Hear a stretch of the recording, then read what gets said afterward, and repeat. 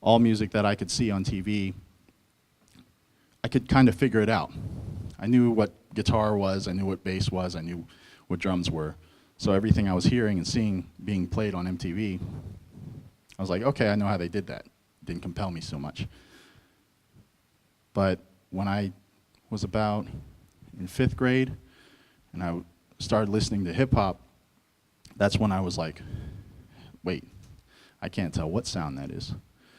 And because of that, it was like a magic trick to me. Like I was hearing this music, and I had no idea how it was being made. So, being a fan of magic and in invention, I was just like, I want to do that. So I started rapping, started forming groups, started producing, started getting gear. And the cool thing was, I was really ignorant at that age. I had a lot of imagination and a lot of ignorance. So I didn't really know how any of this stuff was being made. So when I heard a chain sound on a song, I thought, okay, they must have recorded somebody dragging a chain across the ground or shaking it, and then put that into a sampler and then trigger it and play it back in the music. Because that's what it sounded like to me. So when I first got my first sampler, around 14, 15 years old, that's what I did. I took a chain and I shook it and I sampled it and I put it in the music. Years later, I found out that's not at all what was happening. That was the rapper's necklace jingling in the recording booth while he was rapping. But it was stuff like that that got me to do really interesting things in the studio. And when I do workshops today, I think about those things when people ask me about specific techniques on how to do things. And I'm like, why are you asking me so much about exactly how to do stuff when all the greatest stuff that I learned how to do was the wrong way to do it? I'm only going to tell you the right things, the things that work. But the stuff that you find out on your own tends to be the more interesting stuff and the more valuable stuff. That's the stuff that I found out years later when I'm working with people like Lauryn Hill and things like that, where she's asking everyone in the room, I need to get a sound that sounds like a frog, but it's a kick drum. And everyone's like looking through their library banks. And I'm like, I have that. You know, I sampled a frog and I put it with a kick drum. So it's those things that kind of set you apart. And we live in an age right now where those types of things, it's really, there's room for it. So much music being made, so many ways to make music, that there's actually a movement of championing, of people championing the eclectic stuff, the different things. I started out in the studio just using MPCs, which are drum machines. They're drum machines that sample and sequence, and historically lots of big name hip hop producers and electronic music makers use these to make music. And I started taking them out of the studio at some point and using them on stage, which was not necessarily the popular thing to do at the time, but that's how I wanted to perform. And through doing that, I started building this system, which now looks like this. I no longer have like a standalone MPC up here, but I do have a lot of drum machines and controllers. So just want to walk you through what I have up here first. I'm running a program called Ableton Live. It's my favorite company, my favorite software, and they also make the Ableton Push over there, which is a controller that controls Ableton Live. In Ableton Live, I have all my backing tracks, all my instruments that I play, all the synths, the drums that I'm triggering, the effects, everything. So this is the brain of my unit here. And in here, I have the audio interface so that you can hear what's going on in my computer, and a MIDI interface that syncs up a lot of these things, and a power conditioner where everything's plugged into. Up front, you'll see a talk box. That's what I'm using to make the robot-like voice that I did in the song I just performed. And then from left to right, I have the Ableton Push, which I can use to control, sounds like that, and every aspect of Ableton Live. An MPC Studio controller, which I use mostly for drums, but can control anything I would want it to. And then an MPD32, which is kind of like an MPC, but there's no sounds that is attached to a plugin with this. This is just, I assign all these knobs and faders to control different things within the software. And then, I can't really pick this up, but maybe I can, actually.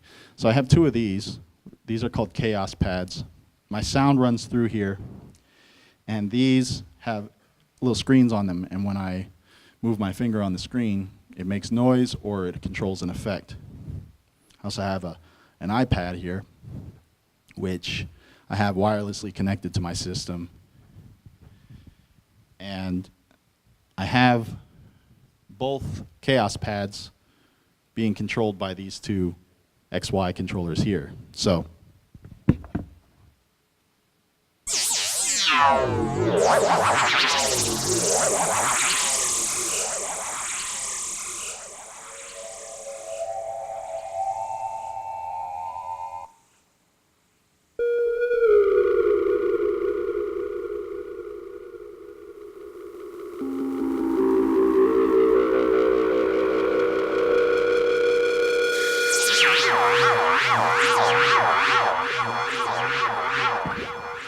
the more general answer that kind of answers it all, regardless of where you're at, is creating music's kind of like speaking a language, and each one of these tools are a different language, and they each have their own accent, their own lexicon of words, and the more familiar you are with the language, the better you are at expressing yourself. So I've gotten really familiar with this to a point where in real time I can make music, meaning not any forethought is given. I know exactly where I want to go. It happens just as it's happening, you're hearing it. It's not always that way. Sometimes my songs take years, and that's the interesting thing. It depends on what you're going for. You know, when I'm not really invested in hitting a certain destination stylistically or really having a big expectation of what I want to hear in the end, the music comes out faster because you kind of allow it to take you where you want it to go. And that is a 50-50 thing, regardless of whether you have an expectation of where you want to go or where you don't. Sometimes it can happen like in 10 minutes, and sometimes it takes a really long time. The thing that takes the longest time for me is not so much programming sounds and then finding the sounds and then putting that in the right sequence that I like, but I think the thing that blocks anybody is not necessarily the technical aspect, but more so, are they feeling it or not? Are they excited about it? So, how many people in here make music? Awesome. okay? Everyone's interested in making music, obviously. But I'm sure any of you that have tried to create anything, music-wise or otherwise, understand that it's kind of your appreciation of what you're doing that varies more so than it is a finite, a definitive, like, this is good or this is bad, or I've hit a block. A block is just you saying, I don't like what I'm making, you know? You could make stuff all day. Blocks don't really exist. They're just literally you being not happy with what you're making. So the way I interpret that for me is I'm not necessarily not happy with what I'm making, but I might not be feeling where that song's taking me. So sometimes I'll put that song away and then revisit it when I'm in a different mind state, different place in my life. And that's sometimes why those things take years. I find when I just kind of muscle through songs, it's not as enjoyable, you know. Does anyone experience the same thing? I see a lot of heads nodding. So for the live setup, though, there's a more finite answer. There's a more technical answer, which is to be able to make music in real time and have set all this stuff up to work seamlessly without it giving me problems and that I can close my eyes and do it. That took years.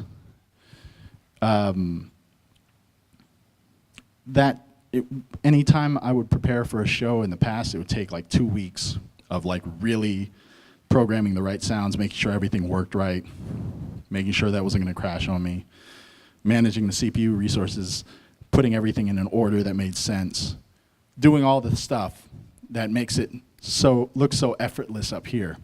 That stuff takes a lot of work, and it's annoying and tedious, although I kind of like tedium.